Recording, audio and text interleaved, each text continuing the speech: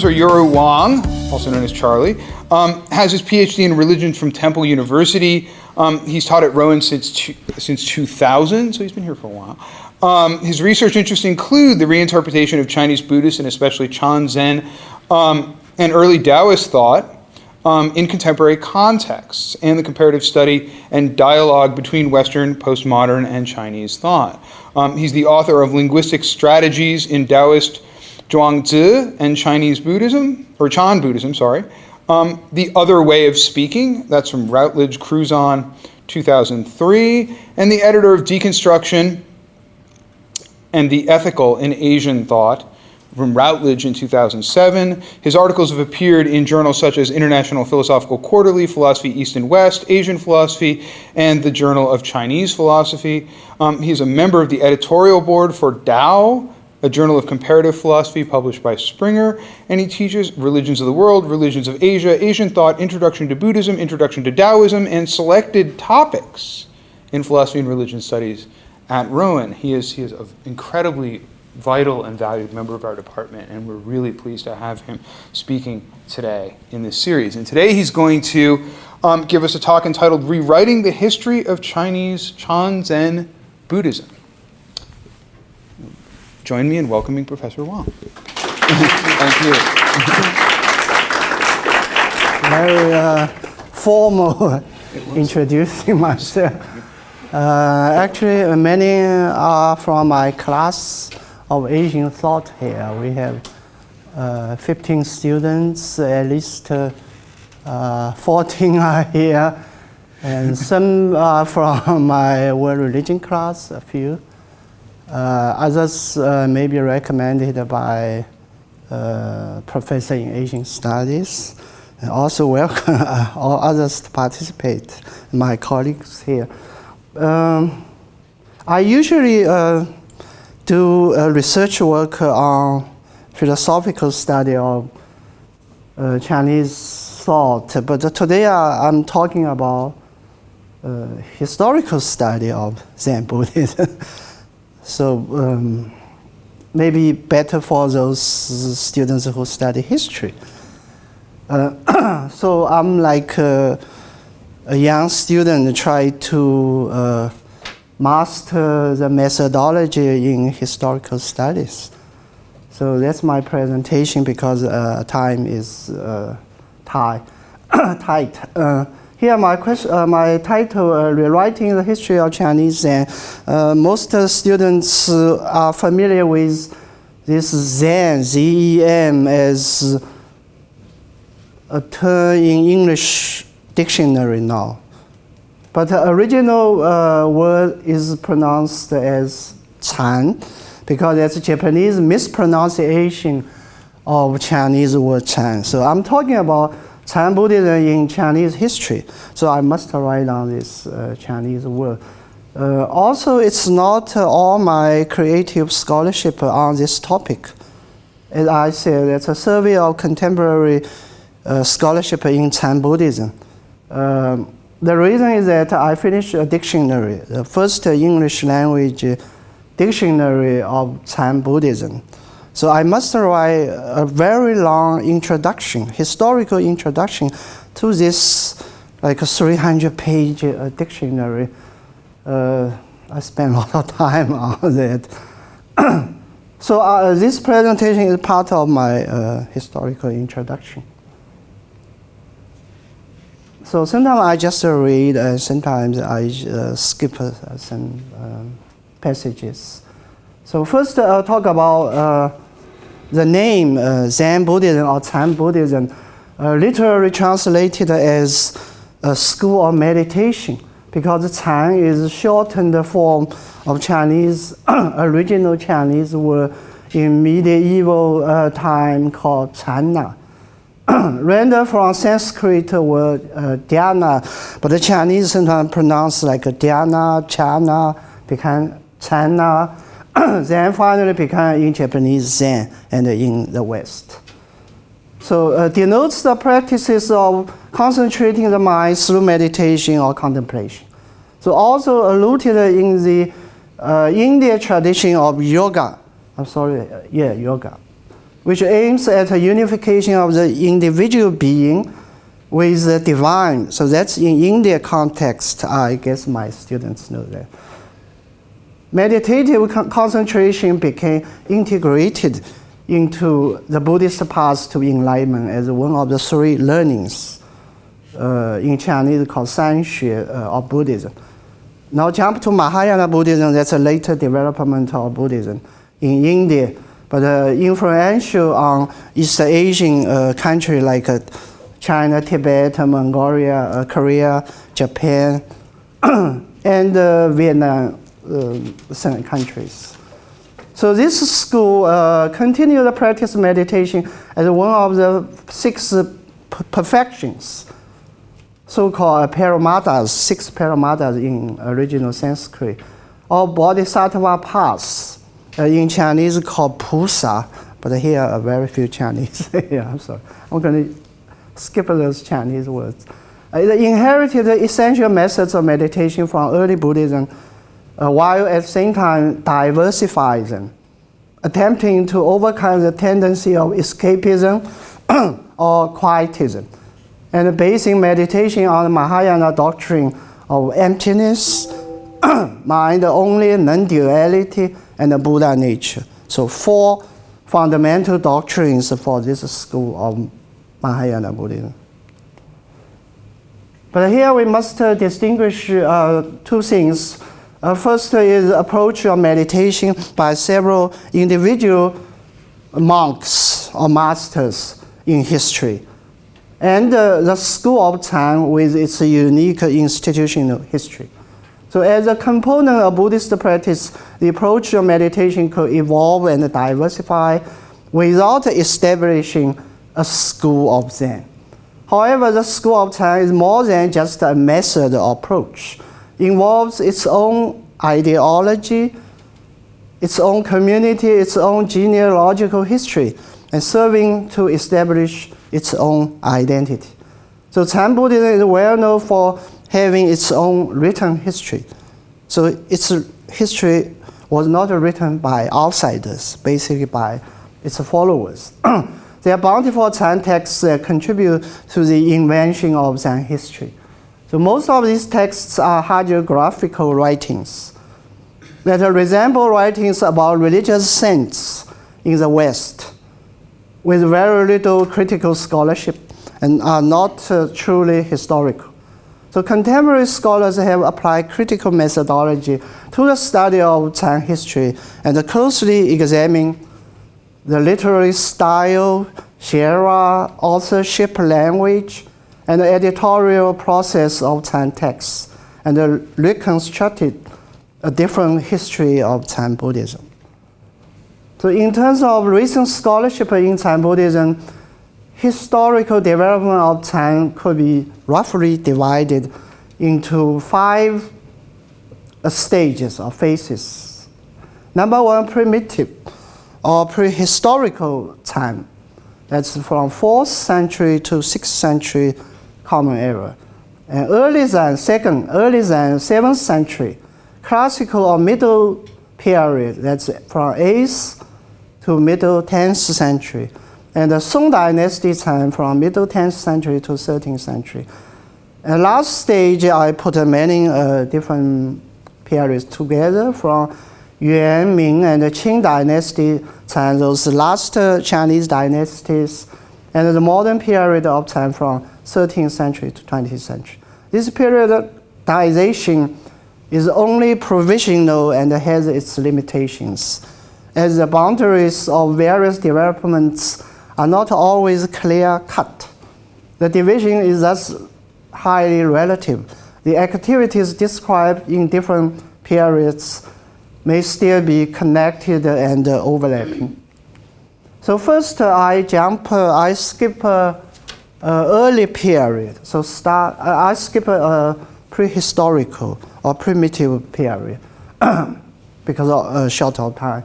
So start with early period, mentioning those important masters like Dao Xing, Hongren, and the East Mountain teaching.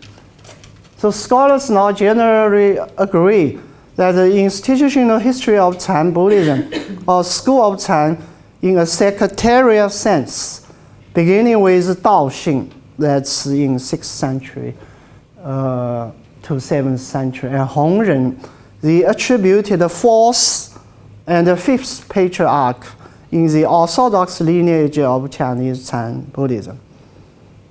Now, what about number 4? The third patriarch, called Sun Chan, as the attributed third patriarch and the Dharma higher of the second patriarch Huike, has not been able to find any historical basis. So I tried to inform you how contemporary scholarship, what the scholarship has achieved.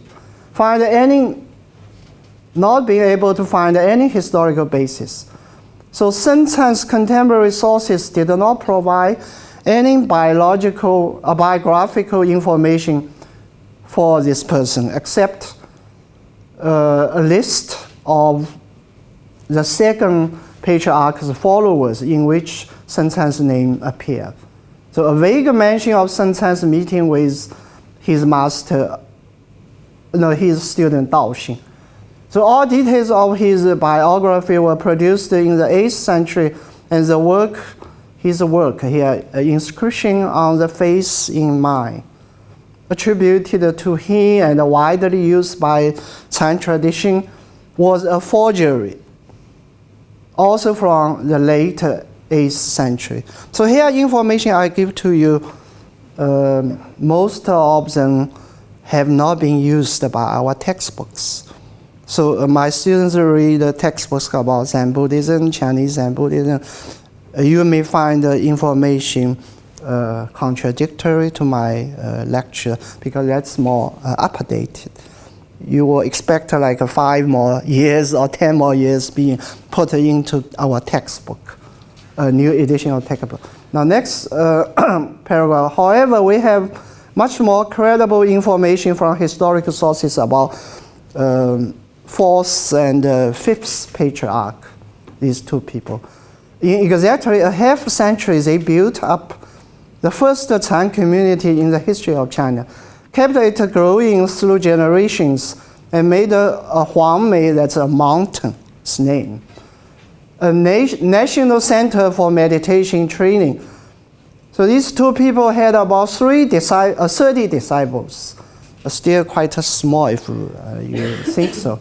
In total, among these disciples, 10 have been called great disciples of Hongren, the 5th patriarch, by later generations. So Hongren especially was a charismatic teacher and a successful leader of this first sizable Chan community. So moreover, at the time, sectarian ideology started to develop quickly. The school's doctrinal teachings were recorded in such works as a treatise on the essentials of cultivating the mind, and the Expedia teaching of the essentials of entering the path and pacifying the mind. They form the basis for the entire Eastern Mountain teaching. I skipped the Chinese word. The first work was included in an early Chan history book discovered in the Dunhuang documents. Dunhuang documents was discovered at the early 20th century. And those documents were lost in China because of several wars in history. Titled Records of the Master and Disciples of Lankavatara. By Jingjue, the author Jingjue, in 7th to 8th century, a follower of the Eastern Mountain community masters and a disciple of 5th patriarch, his disciple Xuanzi.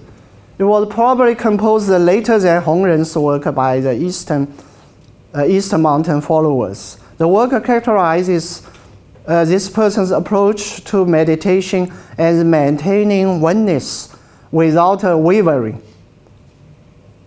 by borrowing the Taoist term 守一 here, maintaining oneness, coming from Taoist term 守一, it advises the students to contemplate on the object of meditation with steady attention until the realization of emptiness or the true nature of things. The idea is not much different from the insight-oriented Mahayana meditation, but is demonstrated with a simplified style. And Fifth Patriarch's book, discovered separately in the Dunhuang documents.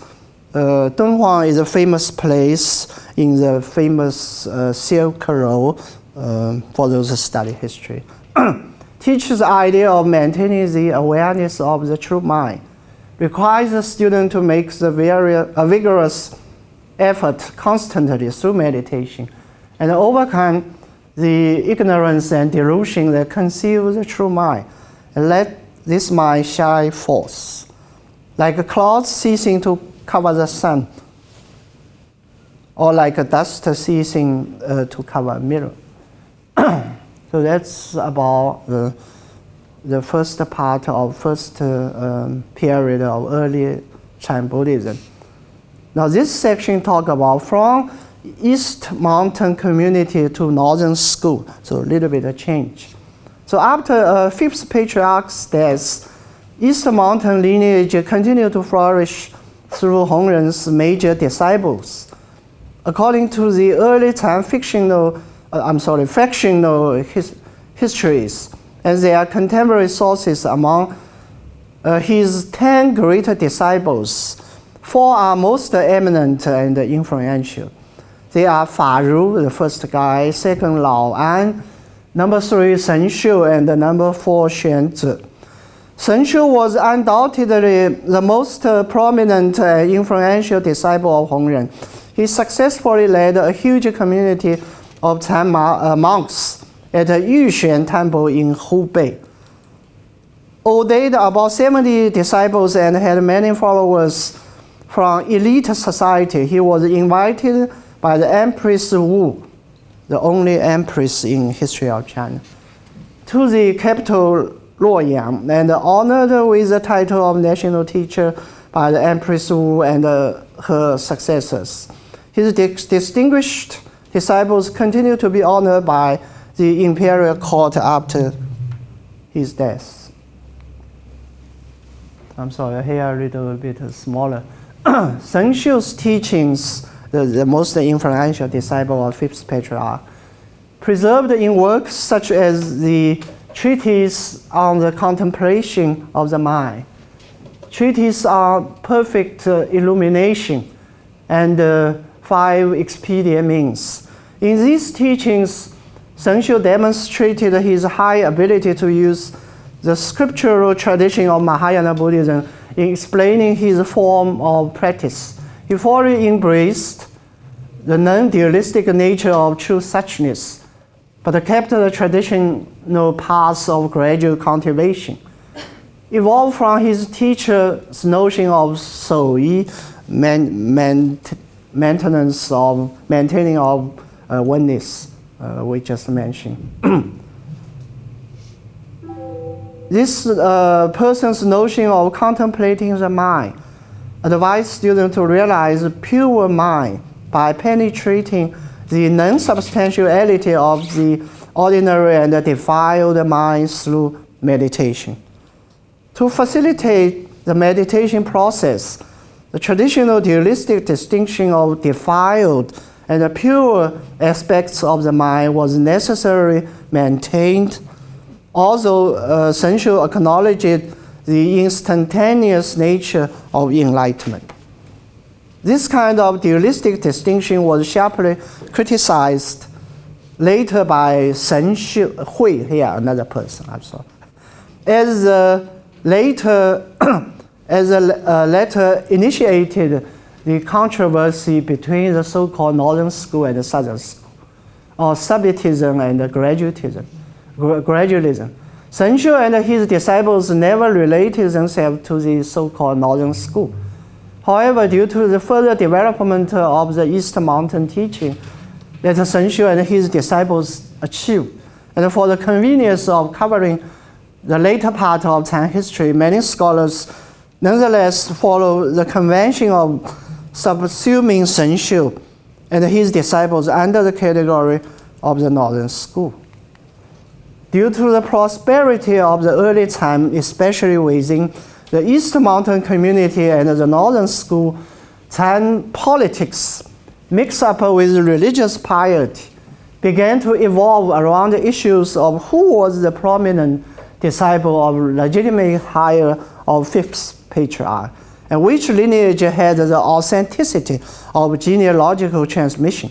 Behind these issues were concerns with competing influence, attraction, power, orthodoxy, dominance, continuity, survival, or winning of support.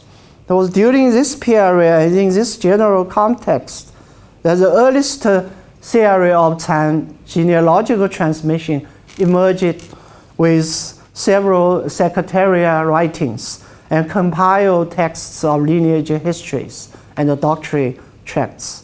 These genealogical accounts attempted to establish the authority of Chan Buddhism by identifying patriarchal succession and tracing its origin back to the Buddha.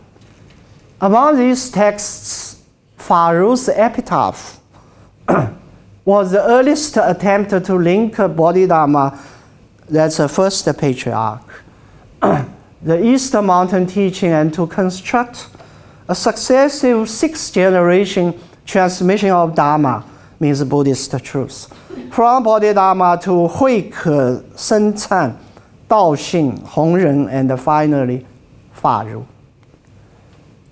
The more important texts of similar claims produced in the early 8th century by the members of the East Mountain community, however, were the annals of the transmission of the Dharma treasure. And the book I already mentioned a while ago. The former compromise between Shen Xiu and Faru making them both the legitimate higher of fifth patriarch. The latter eliminated Faru but promoted Lao An and implicitly Xuanzi to the status of Hongren's higher along with Shen Xiu. These contending claims reflected the changing power and the influence of the collateral branches and their masters within the East Mountain community and the Northern School, indicated that fifth patriarch did not appoint a person as his only higher. Despite these contentions, Shen Xiu's disciple followers continued to advocate Shen Xiu as the sixth patriarch, succeeding Hongren. So Pu Ji, that's one of his most senior disciples, was even regarded as by his follower as the seventh patriarch. So in general, the followers of the Northern School were active in the northern area of China, and its name, as its name indicated, was especially influential in the two capitals. So next section talk about Shen Hui, Huineng, the sixth patriarch, and the Plateful Sutra. My class just discussed that today. Before Shen Hui started his campaign against the Northern School, Huineng was a marginal figure at the national stage, and had only local influence. Even though he was included in the list of fifth patriarch's 10 great disciples by some texts, there were no contemporary sources ever indicating any controversy between these two people. Around 732, about 2 decades after Huineng's death, Shen Hui, one of Huineng's disciples, came to the north to wage a public criticism on Shen Xiu and the Northern School. In his sermons and in many debates, especially the famous debate at Huatai, with Northern School master. Shen Hui subverted the Northern School's establishment of Shen Xiu as the sixth patriarch of Chan and declared the supremacy of the Southern School and the legitimacy of Huineng as the true sixth patriarch. Shen Hui provided one of the justifications for this attention in a dramatic and unprecedented fashion by inventing the story of the transmission of Bodhidharma's robe from Hongren to Huineng. He also revised the early Chan theory of transmission by strictly limiting it to a one-to-one patriarchal succession and making up a list of Indian patriarchs. Moreover, in terms of his radical non-dualism, Shen Hui criticized Shen Xiu and Northern School's dualistic formulation of pure and defined aspects of the mind as approach to meditation practice as promoting gradual enlightenment and gradual cultivation, in contrast to the Southern School, Southern enlightenment, Southern cultivation. So gradually increasing his influence and developing his relationship with the elites, his campaign was not so successful until he became very instrumental in helping the Tang government's fundraising by selling certificates of ordination of monks to aid the military crackdown on the Anglo-Shan rebellion at 755. The Emperor Suzong awarded him imperial patronage and a special building at his Heze temple. It's not an overestimation that Shen Hui's campaign changes the course of Chan Buddhism. Also, the success of his change, who is the true patriarch and the name of different schools, had its underlying social historical conditions.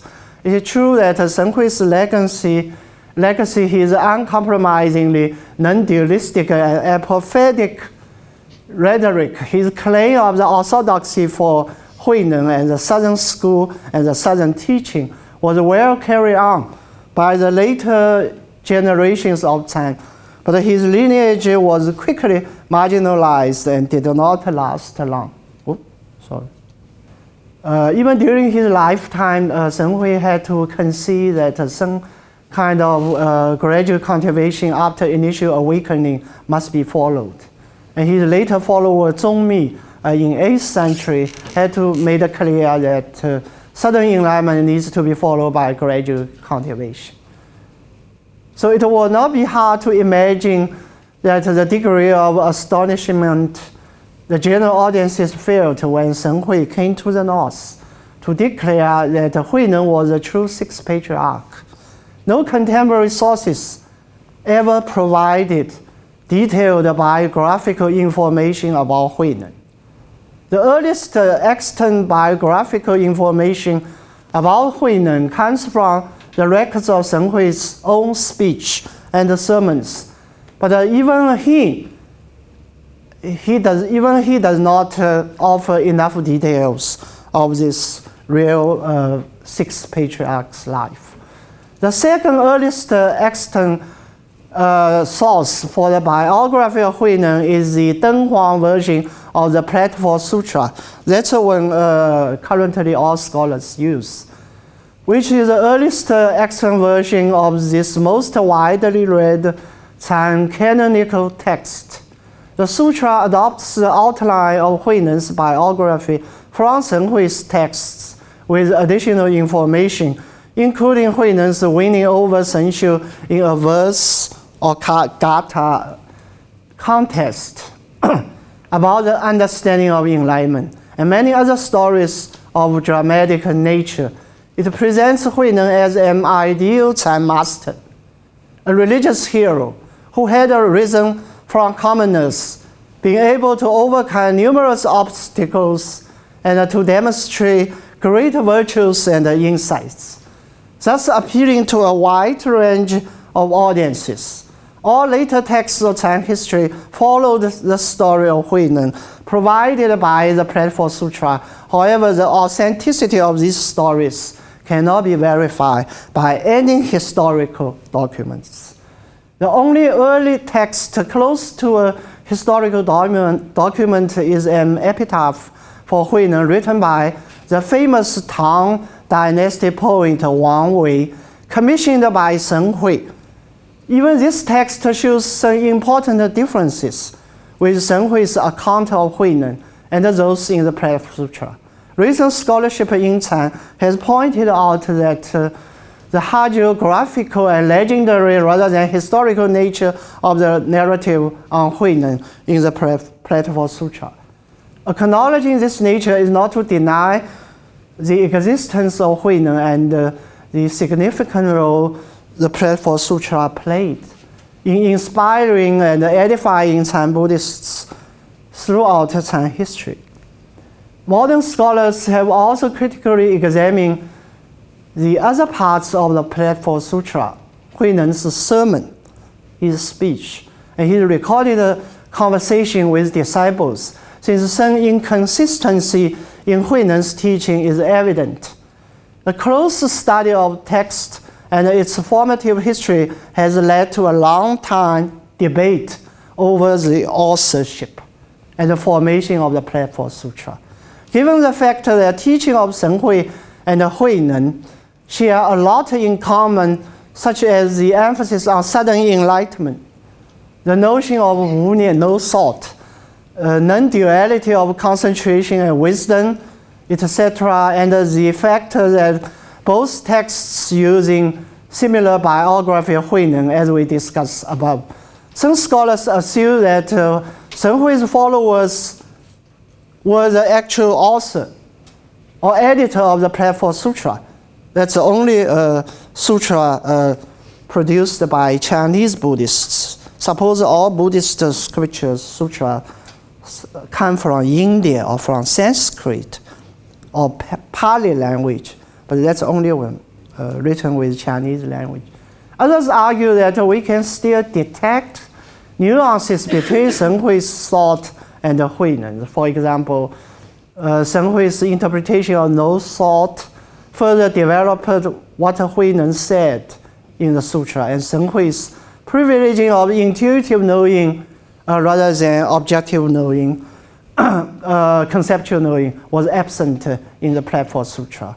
More recently, some scholars tend to think that the current Dunhuang version of the sutra was not the sole product of Shen Hui's lineage, but that it was further revised by another school of early time based on the fact that the sutra somehow marginalized Shen Hui, and that it modified Shen Hui's rhetoric of subjectivism and sectarianism by stating that the Dharma has no division of southern and gradual, or southern and northern. One such attribution was made to the Oxhead school, that's another school, since this school kept a distance from both southern and northern. Others still argue that members of the Hongzhou school involve themselves in the compilation of this scripture. The crucial point this debate over the authorship of this scripture has made is that hitherto we have no way to know exactly what Huineng taught through any historically reliable and detailed documents. This is not to assert that there was nothing being taught by Huineng, not to depreciate this scripture.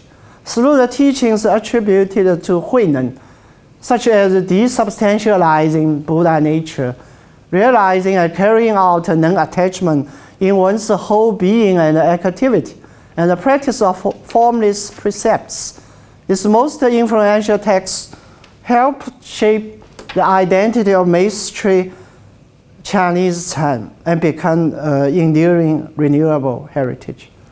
So the next part, how many minutes passed? Well, only 10 more minutes. I shall go fast.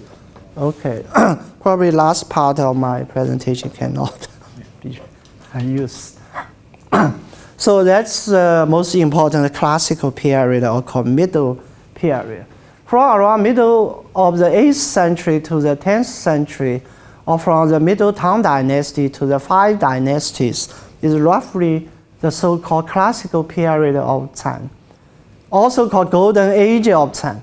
However, recent study of Chan history attempt to avoid use of these names. Instead, prefer the name Middle Chan, not using classical, for the reason and argument here.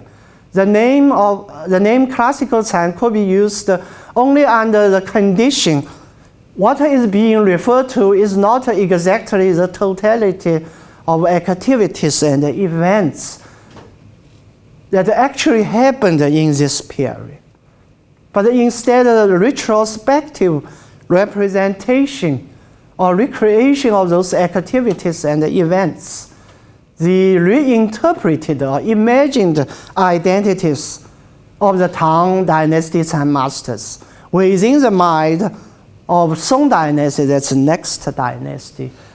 There is a lack of enough original Tang Dynasty Chan texts and other historical documents to form a real picture of what the leading masters did and taught, and a substantial gap between what really happened and what came down to us in written forms.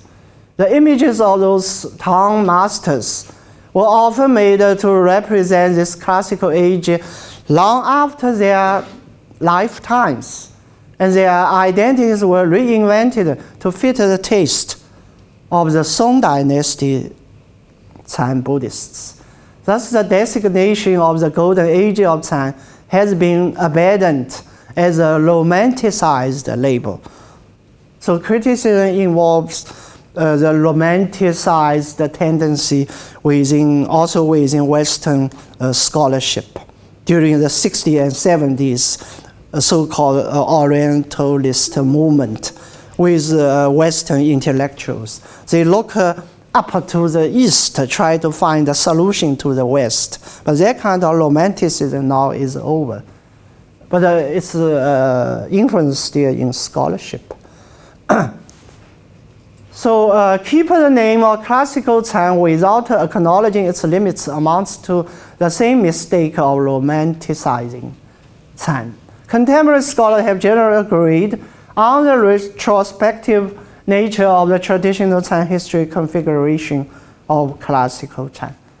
However, more recent studies of Tang Chan seem to reveal that by critical examination of the extant Tang texts and the Song editorial process of Tang Chan masters, and with the utilization of other historical sources, we are able to discover a more accurate picture of what some leading Tang masters taught and practiced in this middle period, different from what the traditional Chan history has presented since Song Dynasty. The picture is certainly not a totalized or homogeneous representation.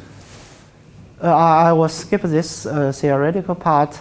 This complicated and multilinear development of Chan is determined by social historical conditions and the environment of the 8th to 10th Tang Dynasty and the 5 dynasties. So one of the conditions was the decentralization of authority, power, and patronage to Buddhist establishments in the imperial China. After the rebellion in 8th century made the rise and the flourish of new Chan sects in the south possible, and the support of local government.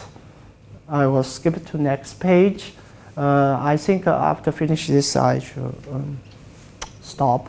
Mazu and Hongzhou school, that's the most dominating school representing mainstream of classical Chan Buddhism. Mazu, 8th century, born in 709, studied with several masters in his early years, and eventually became the disciple of Nanyue Huairang, that's his teacher, who was disciple of Huineng. In early 740s, Mazu started to teach in the area of southern China.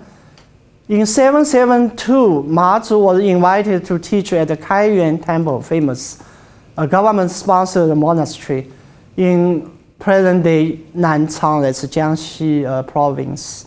He was considered the founder of the Hongzhou school. The prevalence of Huineng and Southern school was not just a result of Shen Hui's campaign, but to a great extent due to the success of this person and his disciples. So rise and success of Hongzhou school was usually considered the beginning of the classical phase of Chan Buddhism, in which the mainstream of Chan was further established, while diverse styles of practice and sub-schools of Chan started to take shape. In his career of over 40 years, Ma Zu attracted and attracted a great number of followers, led a large Zen community, built up a strong connection with and gained support from literati and local government officials. A recent list of Ma Zu's known disciples has reached the number of 145. So I skipped those slides. So those disciples also became very famous. Following in their teacher's footsteps, they sustained a good relationship with literati and government officials. This helped the Hongzhou school's rise to national prominence. As other schools of early Zen were in decline during the same time, Emperor Xuanzong, that's another Chinese emperor, granted Ma Zu the posthumous title of the Zen Master of Grand Quiescence. Using the Song narrative, classical and modern scholarship on this master and the Hongzhou school has evolved into two interrelated perspectives. First, it has seen Ma Zu and his Hongzhou school as a revolutionary, iconoclastic movement, breaks away from previous Buddhist tradition and overturns established norms and practices. Second, it has regarded Ma Zu and his disciples as starting a new independent religion, initiating a new form of practice, widely known as encounter dialogues, like conversation, master and student, at a moment of sharp encounter.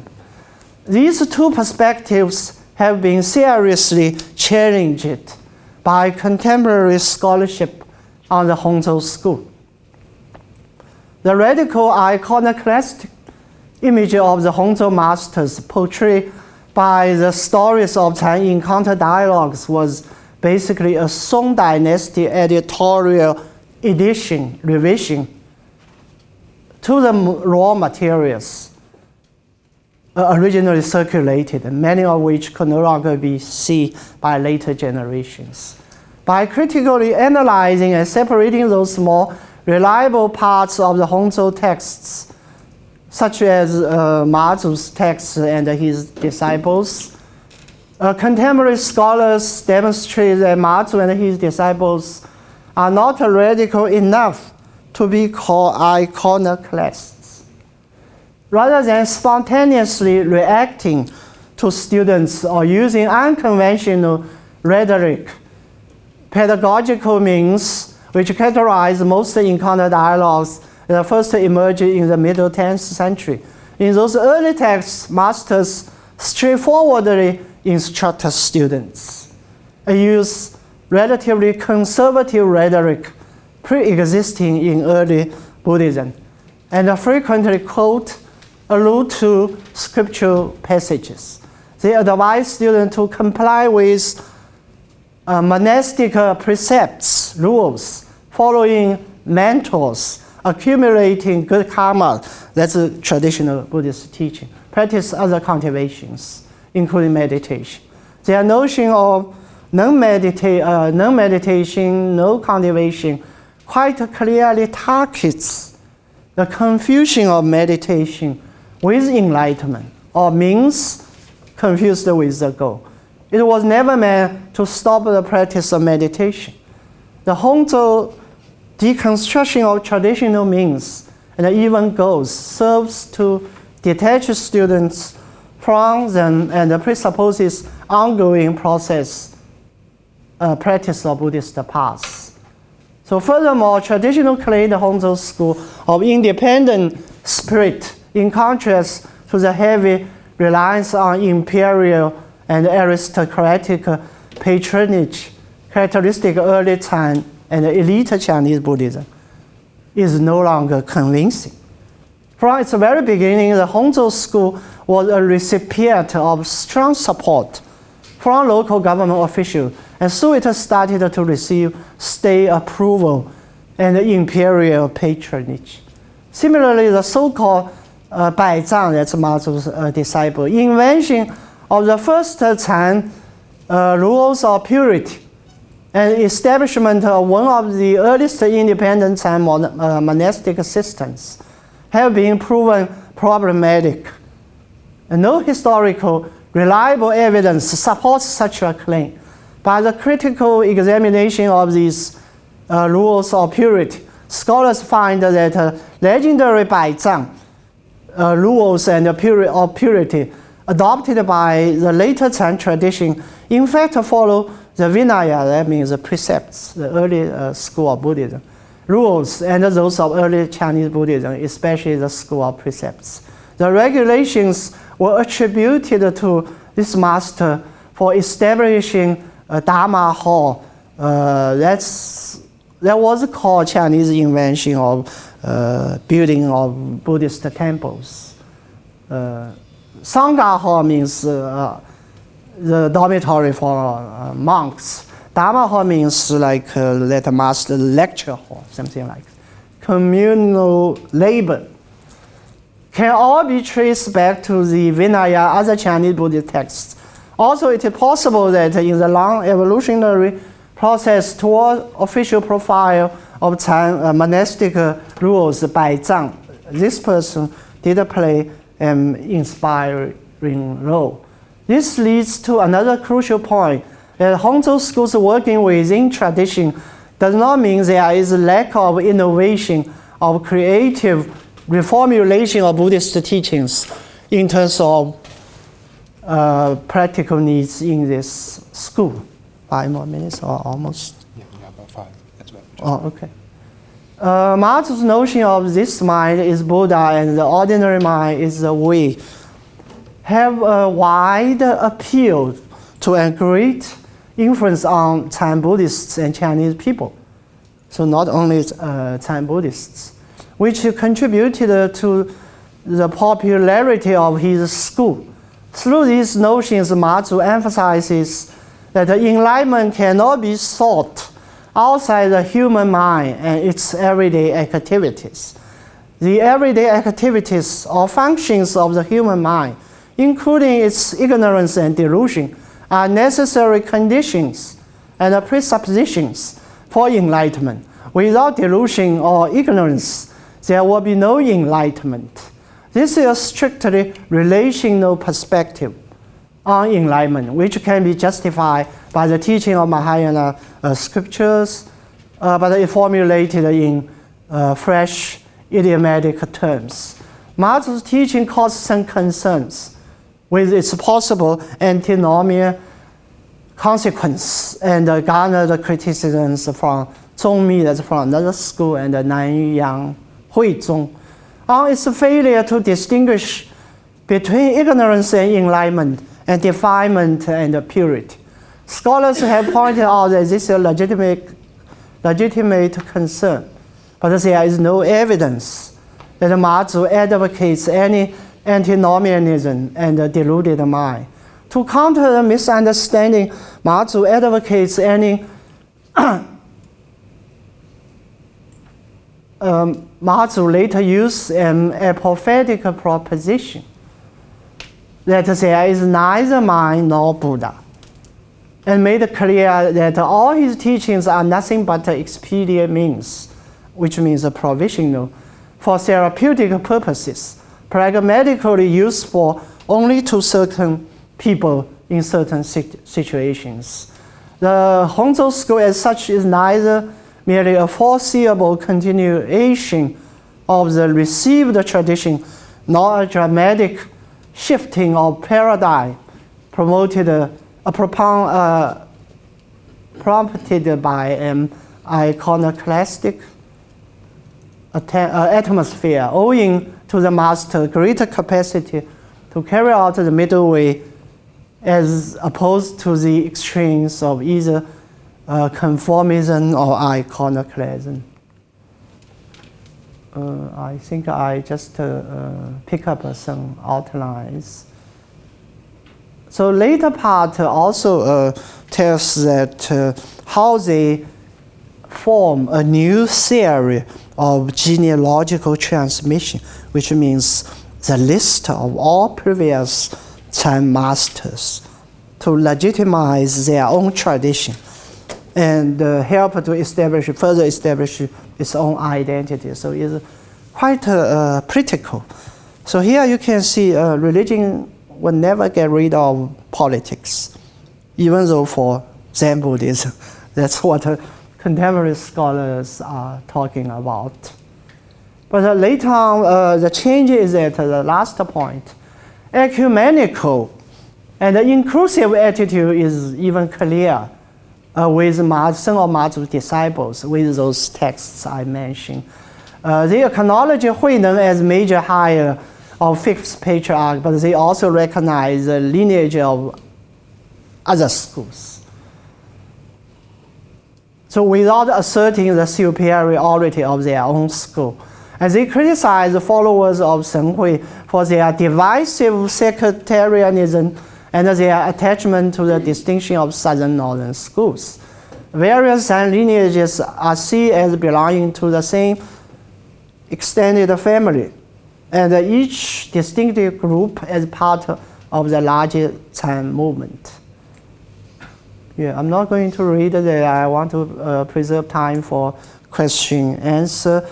This part I just say that what some students or some of you know that typical characteristic of Chinese Chan Buddhism is conversation, dialogue, spontaneous conversation, dialogue between master and teachers. Like you as a student, you ask the Zen master in a Buddhist temple that what is enlightenment? What is Buddha's teaching or intention coming to Buddha's disciple coming to the China? The master will give you some answer, totally illogical or contradictory, or sometimes use a stick to beat you because you raise a pseudo question. Because enlightenment cannot be objectified. It's the transformation of your subjectivity or human mind. So this kind of so famous, so well known in the West since 1960s. But now scholarship think those dialogues and those texts were creation of Song Dynasty. That means several hundred years later, being created by another time by other Chan Buddhists. So there is no evidence directly from 8th century to 9th century. So I talk about that early classical period still very conventional. Until middle of 9th century, the late Tang Dynasty and the 5 dynasties, as the Tang Dynasty is the strongest Chinese dynasty in history. Chinese people always like to recover its glory from the past. That means Tang Dynasty. As the Tang Dynasty declined, then the conversation records became a model. So totally different from most historical records or traditional Chinese Zen Buddhist historical books told or taught to us. So I should stop here. I'm sorry, that's only part of my historical introduction. After this part, I talk about Song Dynasty Chan. I could use that for another talk for Asian monks, cultural monks. I mean, they usually ask me to do that. And also last part, so I shall stop here. Thank you for listening. It must be boring. No. Make you fall into me.